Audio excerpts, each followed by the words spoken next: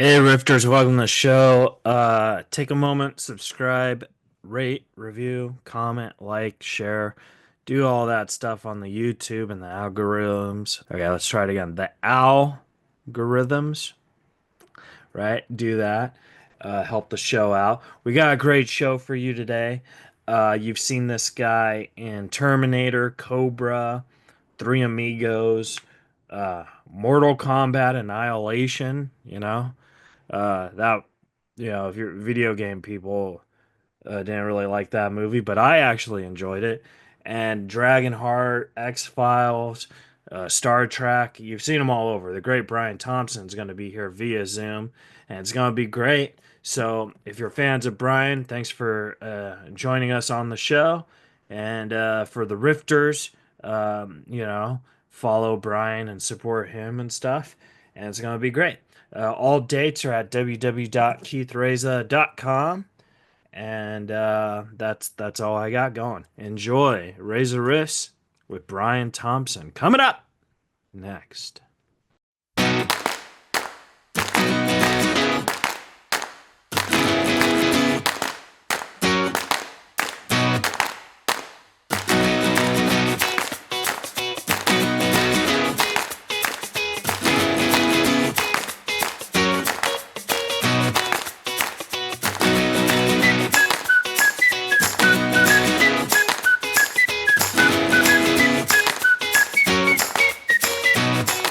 Hey, Brian. Hey, How are you? we are good. Well, thank you so much for doing this. I'm glad we could finally set it up. It means a lot to me. I appreciate it. Sure. Yeah. So, how was the golf tournament last weekend? Was it fun? You get any hole in ones or anything?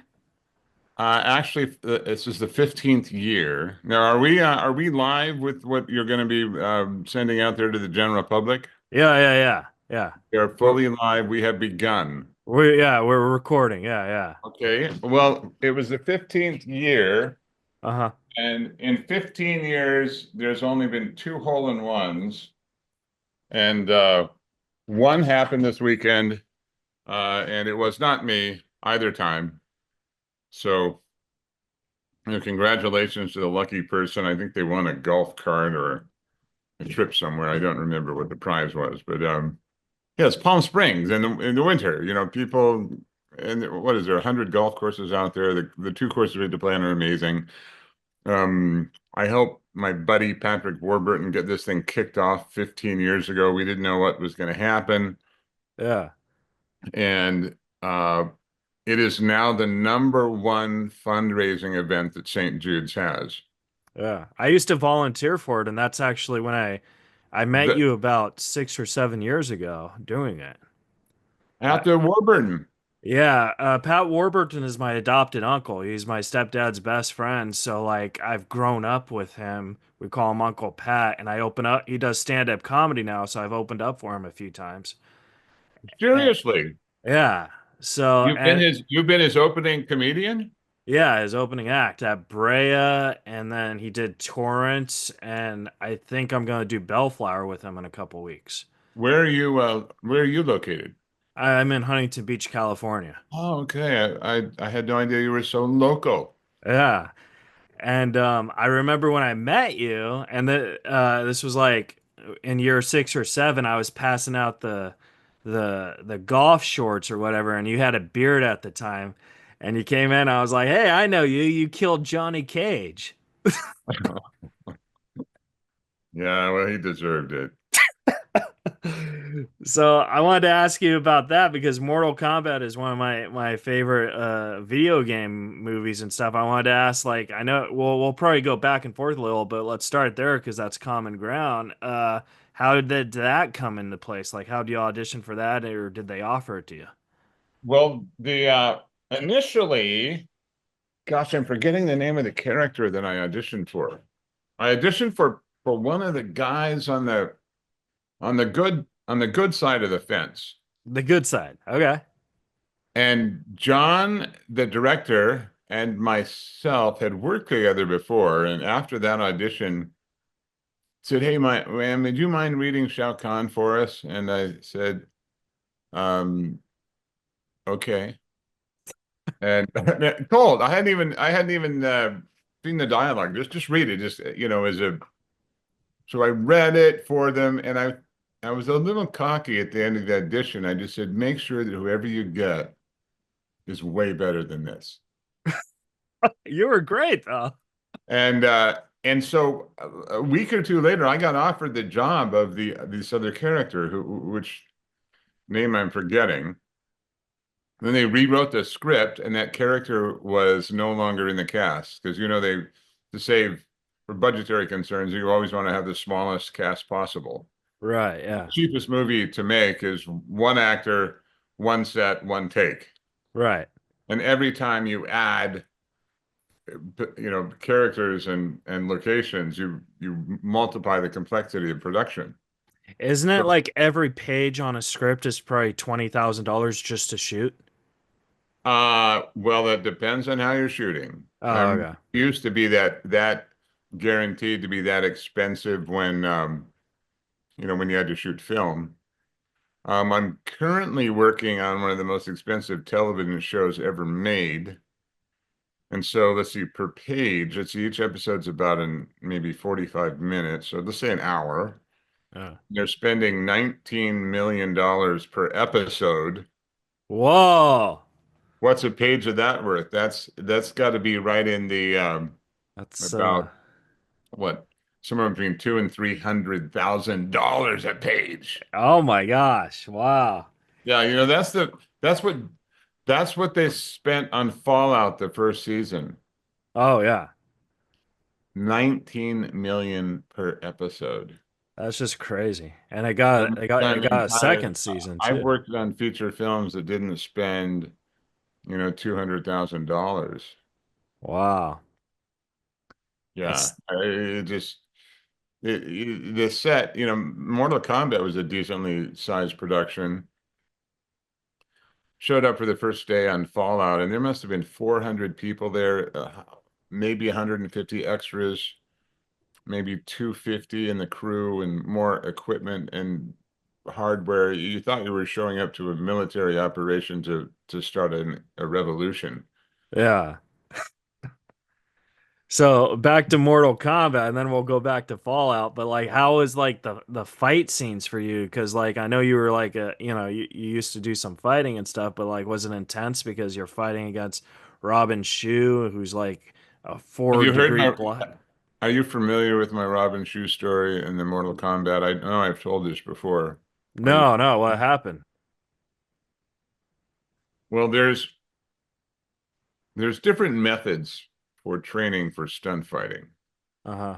And, whether I consider my training to be the safest form of training, I would say that, where if anybody's getting hurt, you're doing something wrong. Oh yeah, definitely. That sounds reasonable, right? Yeah. I mean, I wouldn't want to get hurt when I'm training to fight somebody. Well, on the other side of the ocean, apparently some people believe, some cultures believe that as long as you don't hit the face, it makes the fight look better, that the impacts are real. Yeah. And so we're at that temple in Ayutthaya, Thailand, and we roll cameras on the first part of the fight. And Robin's actually hitting me. I mean, he's making contact, and the sounds that you're hearing it's his fist and feet hitting my flesh. Right. And I just stopped in the middle of the take and like, what the F is going on, you know? Right, yeah, because you're not And expecting it. Yeah. and John comes up to me and says, um, Brian, what's wrong? I said, well, Robin's hitting me. So they talked to him. We there's a it's like 3 in the morning, and what we've got 100 people out there, and we do the take again, and he hits me just as hard, Oh just my God. smack. And same thing happens. We try take three, same thing happens. Yeah. And so they broke and they said, we're going to shoot something else. Because I hadn't been hit that hard, I don't know, since a guy sucker punched me in college, I think. And Right. your body shuts down when you get slammed. There's a whole host of things that happen to the biological machine. So we shut down. There was a big powwow. My Over the next few days, we didn't go to the scene again. And my agent got involved, his agent got involved. They promised that Robin was going to do it. Hey, nobody's going to get hurt. This isn't what I signed up for. Yeah. So I'm concerned. We go to shoot the scene again, the fight scenes. 2, 3 days later, first take, Robin's hitting me just as hard as he did the other day. I My stopped God. in the middle of the take. And John comes up to me and is like, what Brian, what's he, Johnny's hitting me just as hard as he was the other night. And he looks at me like, what can I do? We've already postponed the fight once. Right. And he looks at me with these, I mean, these were pleading eyes of a director who didn't have any options. I said, okay, John, we're not doing a stunt fight anymore. We are sparring. We are sparring just like in martial arts class. This is Right. no longer a stunt fight, how I've been professionally trained. So roll cameras. I said, F that. He's pounded on me 4 times, right? Right. I didn't pull any punches. I hit him so hard. I know that his rib cage collapsed against his spine. I and when they yelled cut, I wanted to see Robin, Crying. snot come out his nose, eyes come out. You know what? As soon as they yelled cut, he grabbed me by both shoulders and goes, Brian, that was great. And I was just,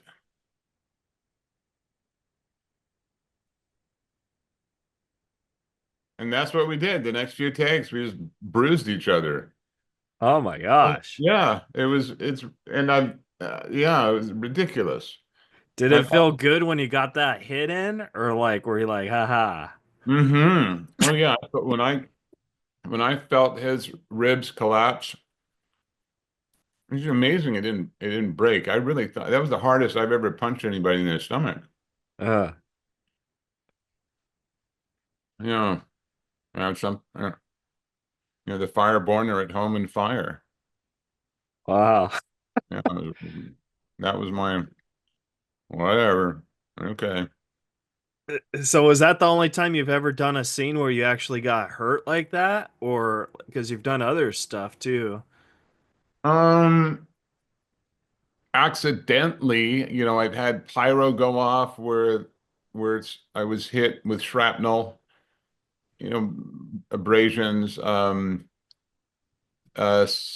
cold cocked me with a pistol, the butt Oh of a my, pistol in the yeah. jaw. It was an accident, we just got too close. Um, and it wasn't anything I had to worry about happening again. Um, Yeah, no, fighting should be done very safely, and it's done in segments. You typically do six, eight blows at a time. More than that, you can lose place, or you can be a little, if you're a little out of adjustment, you take a swing, you can hit somebody. Yeah. I I hit an actor in a play once in a stunt fight. I grazed his cheek, and it was my fault, and I never want to do it again because you feel horrible. Feel horrible.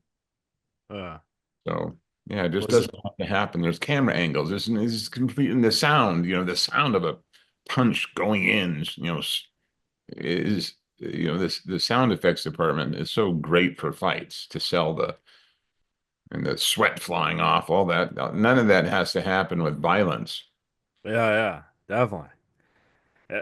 Speaking of violence, like I know you have a love-hate relationship with Cobra, and I wanted to ask you because like at the golf tournament, for example, you always auction your knife like for the kids and stuff. So I want to know Mhm. like what made you want to do that? Like what was like, oh, hey, I want to auction these knives and stuff.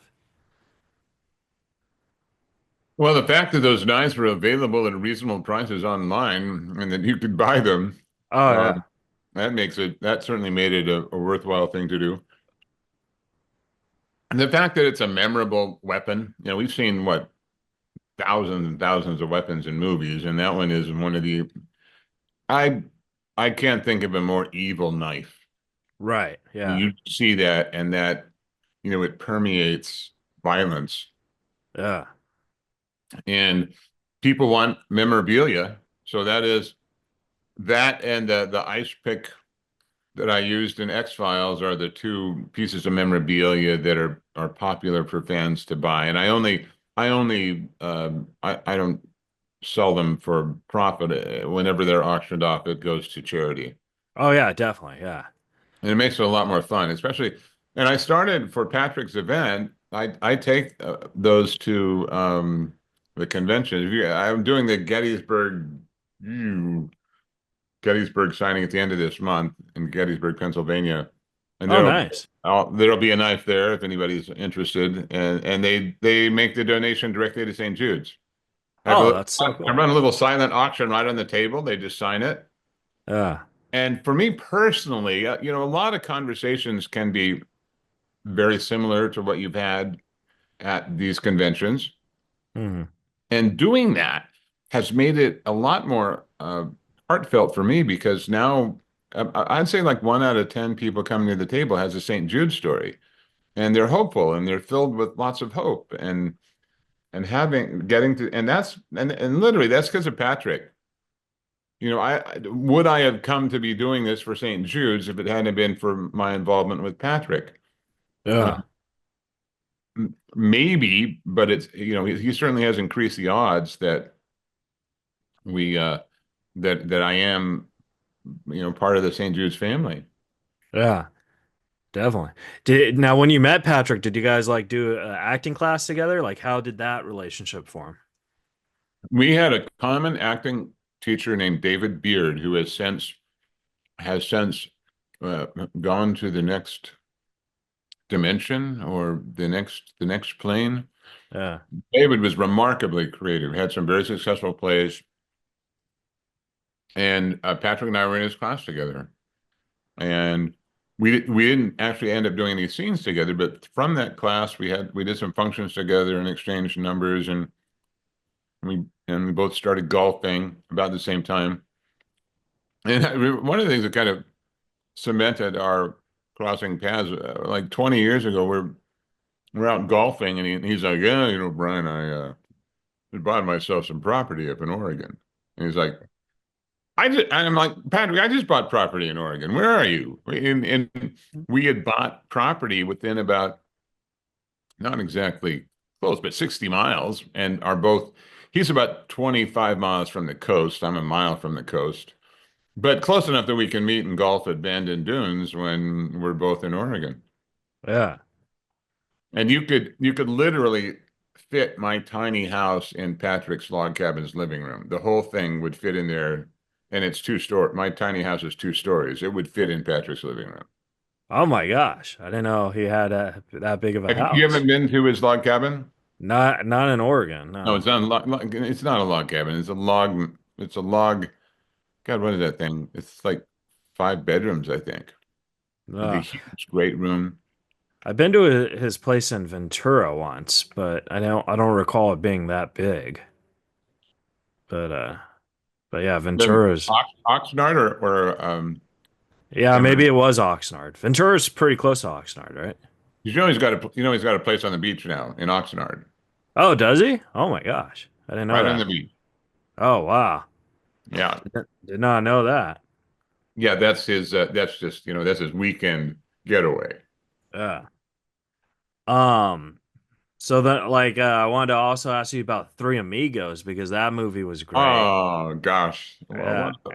what And a I, beautiful experience that was. and I wanted to ask you who is your favorite amigo?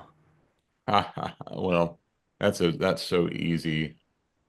Um, Three Amigos was such a breath of fresh air because the movie I'd done before that was Cobra, and Cobra was dark and political, and the director was a screamer, and people got fired and people were afraid. I mean, the vibe Yeah. the Cobra set to going to Tucson in the winter with Steve Martin and Martin Short and Chevy Chase and John Landis, and we're trying to figure out how to make things funnier. Right. Oh, God, it was a breath of fresh air. It was, and when just the catering, still to this day, that was the best food I've ever had on a set. I don't know what their budget was, but it was ridiculous. There was Haagen-Dazs ice cream and fresh strawberries at every lunch.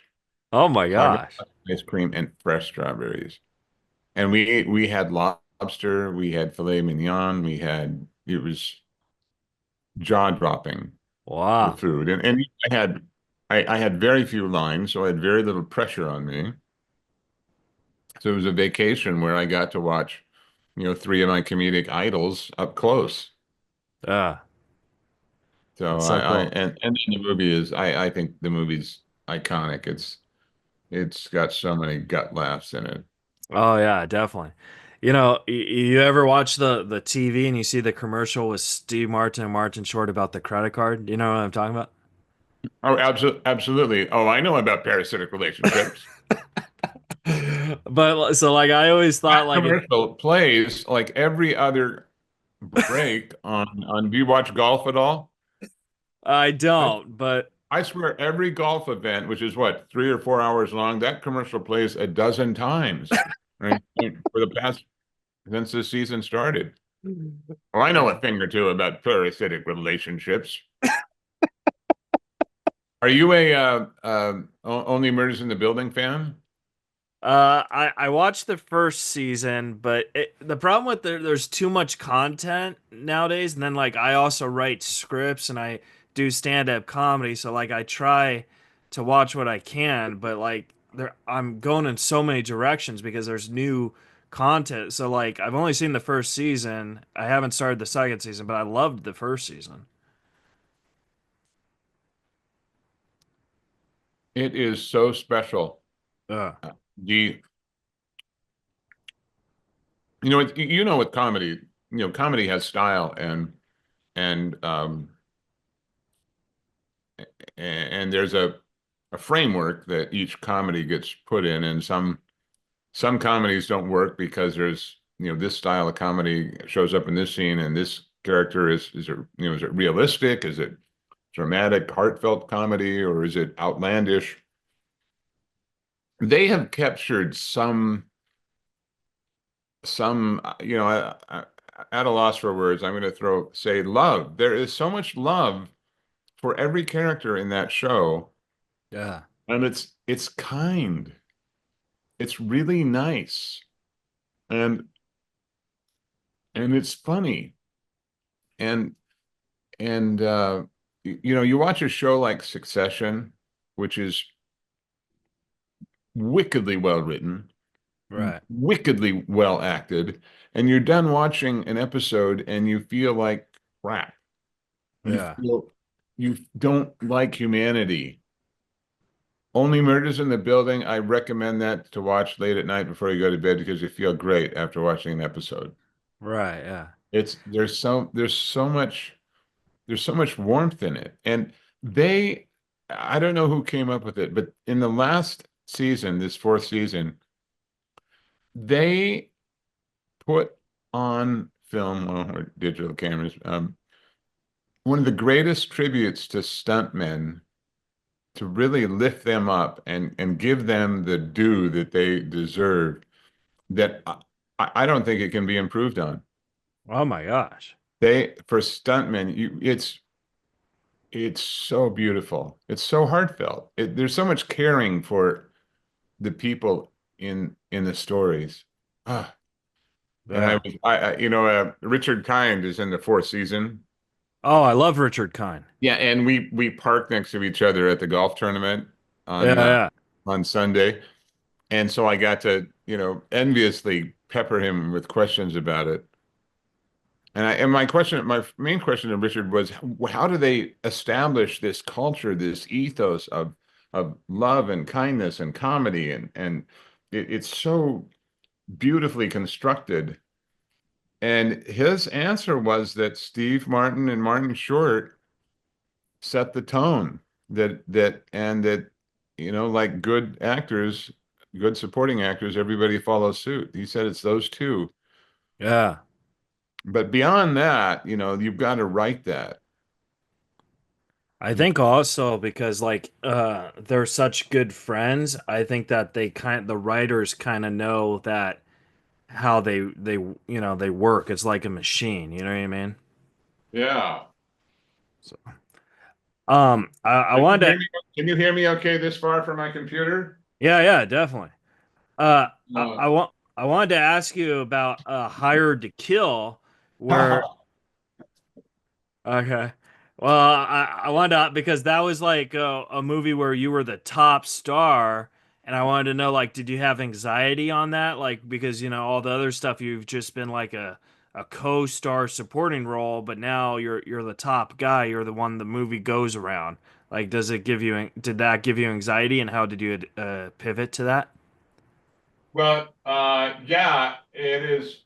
First of all, you're handed that job, so you're excited. You're the lead. I think the one thing that job did for me specifically was to appreciate how hard it is to be the lead in a project. Yeah, What is demanded of you to get to work, to keep those lines memorized, and to energize it day after day. And typically, your days are 12 to 14 hours. Um, so there's just so much more of the regular work that you do. The beautiful thing about being a supporting actor is, you can work like on Mortal Kombat. We had maybe I worked 5 days in a row as the longest stretch, and then you got a week off here and a week off there, and you've got a right. lot of time to prepare. But when you're the lead, that's all you're doing. Yeah, You've got a family. They've got to just say, "Hey, we got to get out of his way. We got to let him memorize his lines. We got to try to let him get some sleep." It is so demanding. It's exhausting. And I got to and it was I probably had the most anxiety, leading up to the scene where I had to kiss Oliver Reed. But after the because first, he was attractive back then, right? he was a walking drunk. I never saw him sober. Oh my God. The Oliver Reed, the last time I saw Oliver Reed is really like one of the most amazing days of shooting I've ever seen. Um, it's unbelievable. And I know what I'm about to tell you is factual because I'm an eyewitness to part of it, and I'm or firsthand witnesses. Right. And this is unbelievable. This is an unbelievable, Patrick has an Oliver Reed story. Oh Patrick yeah. did a movie with Oliver Reed. Yeah, Have you know something it about it? was Dragonheart or something, right? Or Dragon. It I was did Dragonheart, Patrick you didn't. did Dragonheart. Patrick did a what was it called? It had dragon in it. It was like his first movie. I'm It gonna was some, Google it. didn't it take place on an island or something? It was some sort of native Yeah. island getaway thing. Yeah, anyway, Well, my do the story I'll have takes an answer. place, okay, Dragonard. Dragonard? That was what it was called. What? Yeah, Dragonheart. Uh, Nard? yeah, 1988. What? That's Yeah, such an that odd. That's such an such an odd. yeah. I guess for us English speakers, Dragonard is like what? You want to hear the funny part about it? Is Dragonheart 2 was 1994. There was Yeah. was Patrick in it? I could check. Was our buddy Patrick? I'm sorry, it was 1989, and yes, it was called Dragonheart 2, Master of the Dragonheart Hill. So I haven't seen that, but And so you said yes, Patrick's in both of them, yeah, that's what it says on the Google. But according to the Google. according to the Google, So Oliver Reed's last day. He is going to get surrounded. He has like almost no lines. So he's at the hotel drinking champagne oh, with my ex-wife and his Oliver Reed's wife, who he had met when she was like 16. And now okay, she's been with him for like 10 years. I could be way off on the years, but she hasn't gone to school. She's just been the nursemaid to this man who drinks every day. right. He drank 9 bottles of champagne prior to going to the set. Oh my God. So they had to prod him into a car, get him to this set, and he wouldn't get his clothes on, so the wardrobe gals are trying to get him dressed, and he keeps pulling out his chopper. He was very fond of calling his manly apparatus his chopper, and he kept pulling it Right. out, and they were good-natured and kept telling him to put it away. They finally get him dressed. This is a scene, a big scene. Got 50 rebels who have to surround him in this courtyard. Have you seen Hired to Kill, or is it just? Yeah, yeah. Oh, Uh, okay. Well, it's the scene at the end where he's supposed to be surrounded by the rebels, and he's got his guns and helicopter in the air. Big, one of the most expensive shots of the movie. So the right. rebels come, the helicopter's in the air, and he's got his gun. And instead of lowering his gun like he's supposed to, he's standing there. He's standing there, just he reaches down and he unzips his pants. This is all on camera, okay? This is on film somewhere. And he pulls out his chopper and starts waving it at the rebels. And the director screams, "Cut, cut, cut!" And the director is also the producer who's financing the film, Right. and he you could just the flabbergasted what to do, and for some reason Oliver locks eyes on me, and I was not in the shot. I was off behind the camera, and he walked straight towards me, and he goes, "Hey, Brian, that's that stupid director wanted me to just lower my gun, but the rebels, they would have shot me. So I thought to myself, if I pull out my chopper, they'll think I'm crazy, and that way I will live." And I'm He and has a fair point. there is some rationalization behind that. Yeah. And and the director had already made up his mind. Um, and I don't know, a couple of security people just kind of started bumping into Oliver, and they Right. bumped him into the back of a car, and he they took him off the set, and I never saw Oliver again. Oh And my gosh. they shot the scene with his stunt double. Wow. I didn't That know was that. that was my that was the exit of Oliver Reed. Wow. Oh my God. That's a cool story. I You can't make that up. So, yeah, that's I that'd be would cool if it was in the DVD deleted scene commentary thing. God, it would be amazing. But it was shot on film. If the film could be transferred, if the film still exists, probably, a lot of that stuff was, could be sold because they would take the chemicals off all the old film. I doubt it's still around. What a great thing to have on film. Yeah. I would get a couple of YouTube views, wouldn't it? Oh yeah, definitely, definitely. I want to respect your time, but can I ask you 4 or 5 more quick questions? Hey, it is a rainy day here in La Cañada, and it's a nice afternoon, Okay. and you're kind of funny. Oh, well, thank you. And I'm so thrilled that you get to open for Patrick. I'm, Yeah. I've got it. I didn't know that Patrick was doing stand-up, and Yeah. he told me on Songwriters Night Thursday night, and I was like, I have this sense of like Patrick's broken free. Oh yeah. Well, he I he have this, did. just spiritually and business wise that because we are restricted to the lines we get to deliver. We have to say what we want to say, but now Patrick is getting to say what he wants to say. And Exactly. people are loving it, and he's Yeah. getting to do it on his schedule. I'm, I just can't be more.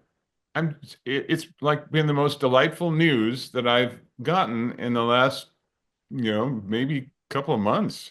It just makes me We gotta get I you to giggle do when I think stand up. about it. Oh my God. I think you would be great at stand up. We gotta get you to do it, you know? Well, maybe I could open for you if you're going to do stand up. Okay, you prod me, and I'll try to come up with a tight five. Yeah, I mean, you could open up for me anytime you want, man. I mean, but so like I don't mean to brag, but I'm kind of the one who told Pat to do stand up because he told me he did it a long time ago in college, and I said, "Oh, you should do it again." And then, 7 years later, he did it again. So now he's touring and stuff, and I'm not his opening act. I've just opened up for him a couple times, so I don't go on the road with him or whatever. But I wish I did. You I get to go did. warm up the crowd, and I'm I'm I think I'm going to get tickets to Bellflower and not tell him. Oh, that would be great. That Yeah, would be great. Oh my God. Okay. uh, I'm definitely going to text him and say, "Hey, I have to do Bellflower with you because I would love you to see my act too." yeah, yeah. And Um, Patrick, and I have told people for decades that well, one of the greatest reasons it's playing golf with Patrick is that, Patrick loves to tell jokes, and Patrick delivers a joke as good as anybody. And yeah. he knows it.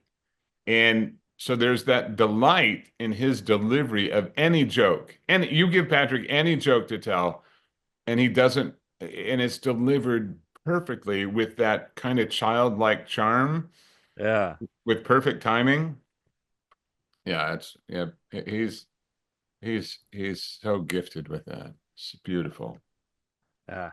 All right. So the next the questions I got, you did a movie which I haven't seen, but you did a movie with Mel Brooks where he was directing and stuff, and I wanted to know like what was it like being directed by Mel Brooks because I think if we're talking about comedy, he's one of the best comedy. He's so crisp. Well, that was another one of those don't set your expectations too high because you might be disappointed. I was hoping this is not nice what I'm about to say, All right. but it's honest. Yeah. Honesty can, you know, honesty And might plus, might Mel Brooks is probably going to be gone in a couple years anyway. So, might get you crucified, being honest. Well, so what it was, 30s. I'm gonna do a movie with Mel Brooks. You know, I'm, I'm like, okay, this is it. I'm gonna get closer to the whatever it is that makes great comics, funny. I'm gonna right. get some insight. And so we're watching the take with Mel, And Mel is, if you took a picture of Mel, Hmm. he was watching the playback, and you put it in the dictionary, world's simplest man, under his photograph. I swear, I know I don't look like Mel, but this is Mel watching the playback.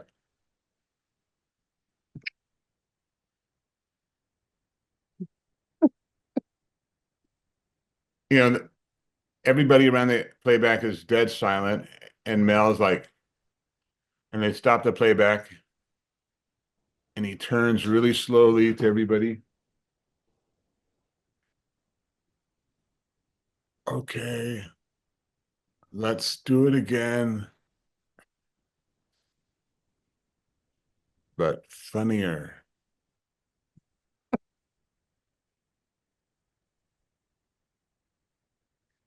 And and and I swear that is the most specific direction that I got from Mel Brooks. It's funnier. Wow. That was the most specific.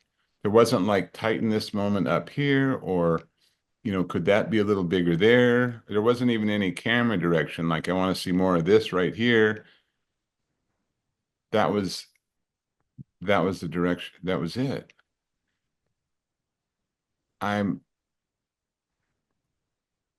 I'm like, what am I not getting here? I'm getting that I set my expectations too high.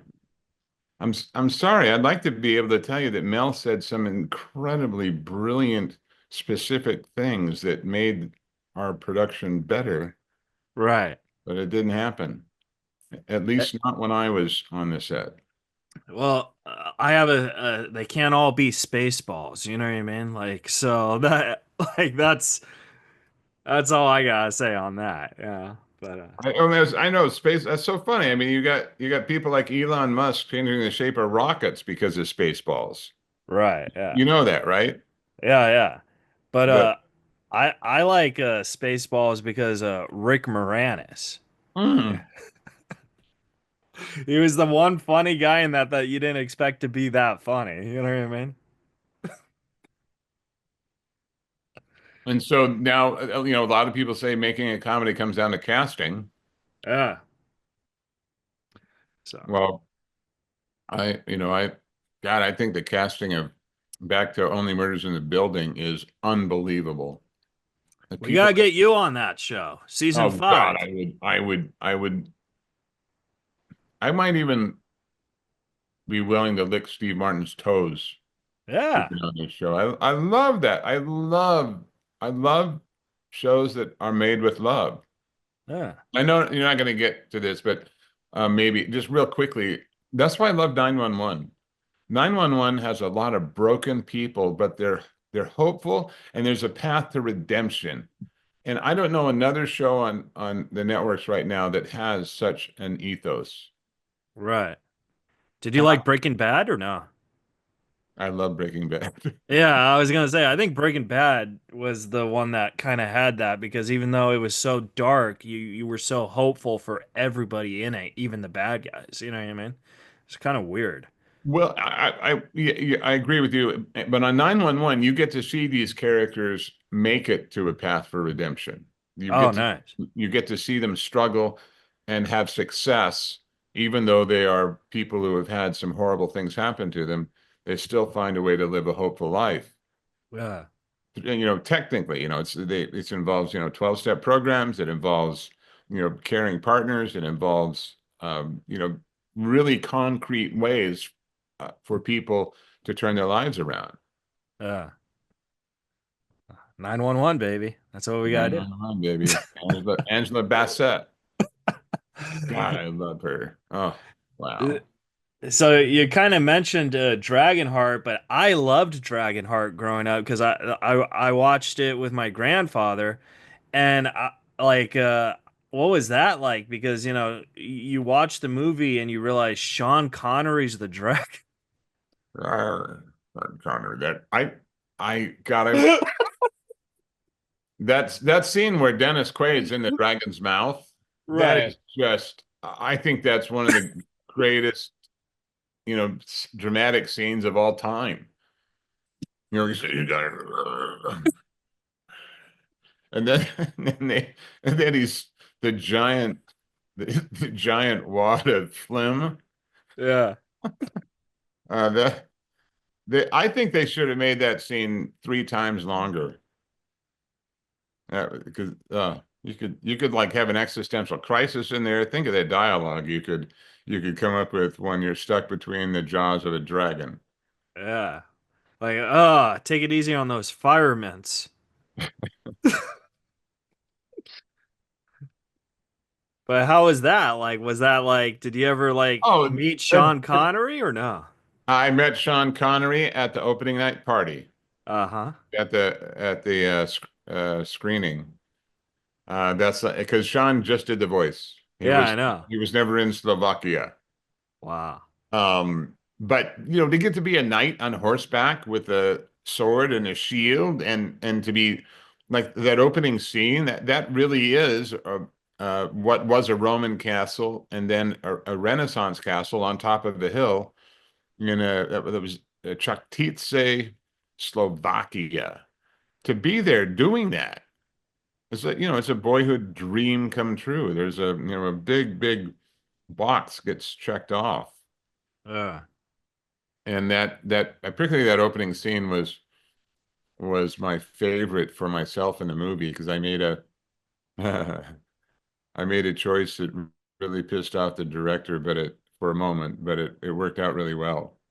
Oh, They what they was had the given me choice? they had given me a horse that in English I called it radio. That wasn't but this horse was a big horse and it didn't like to move. Right. And I'd ridden this other horse that was a little smaller but livelier. You had to stay on it to keep it in one place. Hmm. So the stunt coordinator tried to talk me out of it. I said, no, I want to use the livelier horse. And he's like, oh no. So in the first take, Yeah. we're in the middle of the take, the horse takes off and bolts down the just totally at the wrong time without any input from me. It just got spooked by the and And I thankfully the horse responded and we got it back on the set and and this horse it's moving all the time. It will not sit still. Right. And and the director doing Rob Cohen doing damage controls.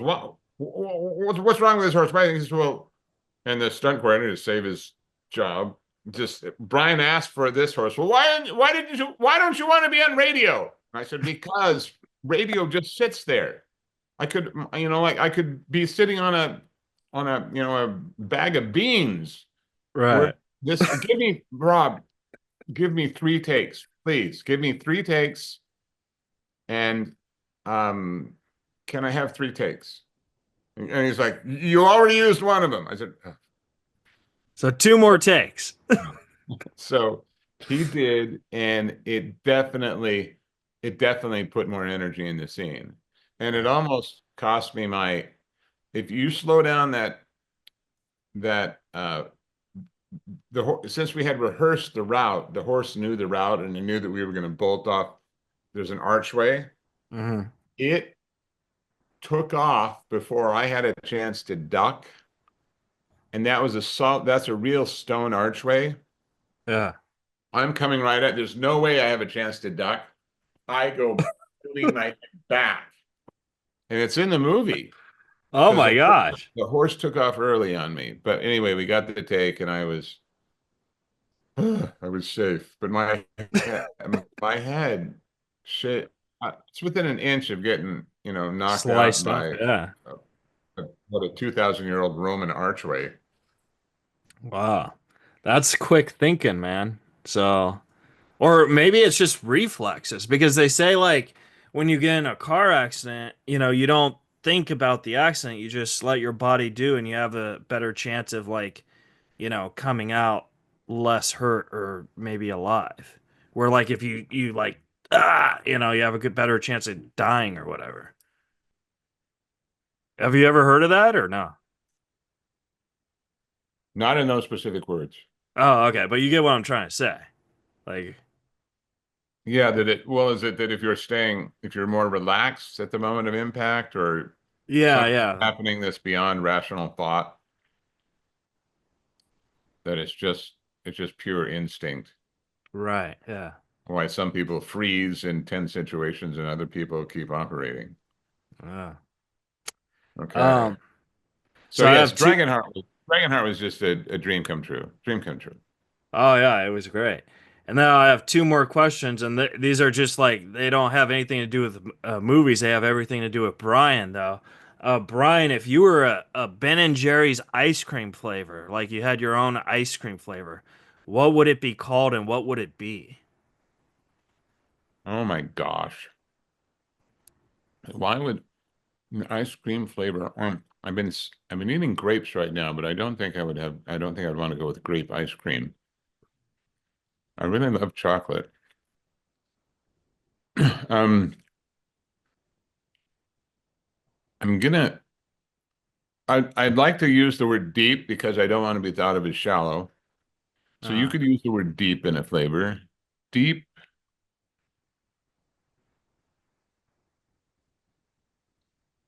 I'm gonna go with deep, rich chocolate swirl.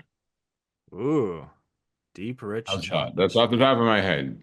Ah, Chocolate swirl. That there's some not just flavor, but there's some character in there too. ah.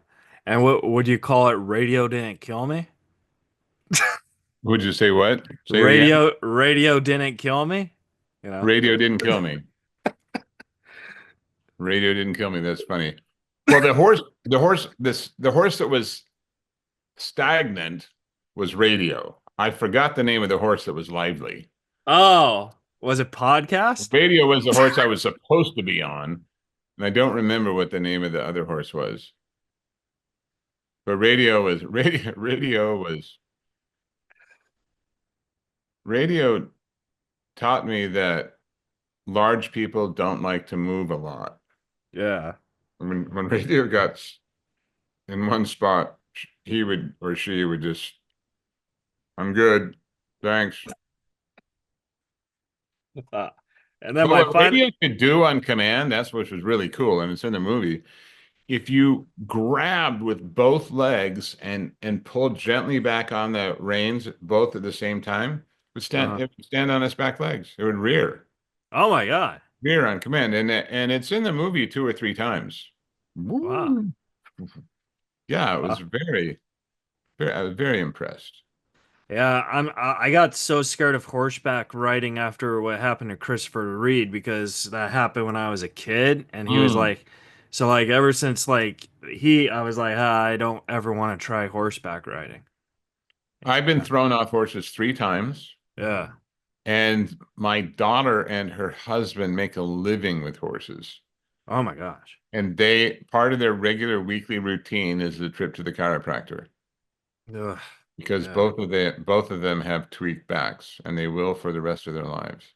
Mm. And I have a video of my daughter wiping out going over a jump that will it's heart stopping. Ugh. Yeah.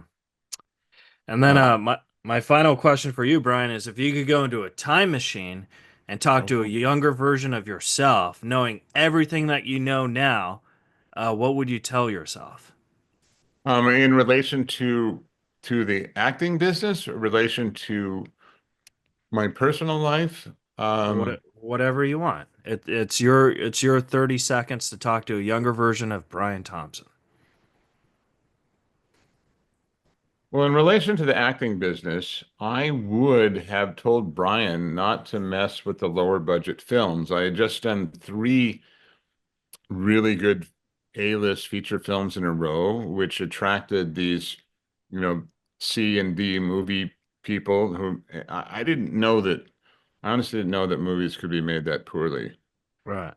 And then suddenly I was in them, and I'm like, holy shit, these are really bad. I would have said, Brian, don't be thrilled, don't be so enamored by the fact that somebody's offering you a job. You've just done three A-list movies. Spend 2 years not working. Look for your next A-list project Mhm. because I didn't, at that time I could have survived on the money that I was making. It wasn't a financial decision. It was just you're just thrilled. Oh my God, you want me to be in your movie? Yeah. Because you go to acting school and they beat into your head how hard it is to get a job. And it is hard to get a job, and it still is hard to get a job. So anytime someone offers you, actors love working. So Yeah. it's Yeah. really difficult to say no to a job when you don't have a job, Yeah. right? Um, that is probably the one thing and no one said that to me, and that I'm not from anybody in the entertainment business, and I think that would have been a maybe a more of a guiding path. But on the other hand, I would also tell Brian that your life's going to be just fine. You Yeah. will, you being a supporting actor is the greatest job in Hollywood. I kid you not. You have moments of super high pressure and creativity, and you've got this other time to explore your personal life, your passions. We haven't even talked about wing foiling and how I ended up in Oregon because I'm a wing foiler. Google wing foiling. You get a whole discussion about that. But I often said to my friends that have children and a job, I don't know how you raise kids and have a job Right. because I had brief periods of employment but I had months at a time where I got to just go to involved in the kids' sports and pick them up and do that whole dad thing, which was, getting kids through high school can be, and if they're involved in sports, is a very time-consuming project. Oh yeah, definitely. Wow, those are good answers. I thought for sure you were going to say, Brian, when you do Mortal Kombat, make sure you hit Robin's shoe first. It'd be right. Well, yeah, I could have warned me about when to have lower when I could have warned me about when to lower my expectations. Yeah. But well, where can the folks at home follow and support you? I mean, I found you on Facebook, but do you want to be supported on that, or do you have Instagram or anything you want to plug? I bump into social media now and then. I'm sure the Gettysburg folks at the end of the month, I'm going to be there signing autographs. Hmm. Just continue to watch 911 and, the second season of Fallout. All right, cool. Well, Brian, thank you so much. I'm glad we finally got to do this. It really meant the world to me. So thank you so much. Thank you. All right, Brian. All right, guys, that was the episode. Subscribe, rate, review, and we'll see you guys next week on Razor Riffs.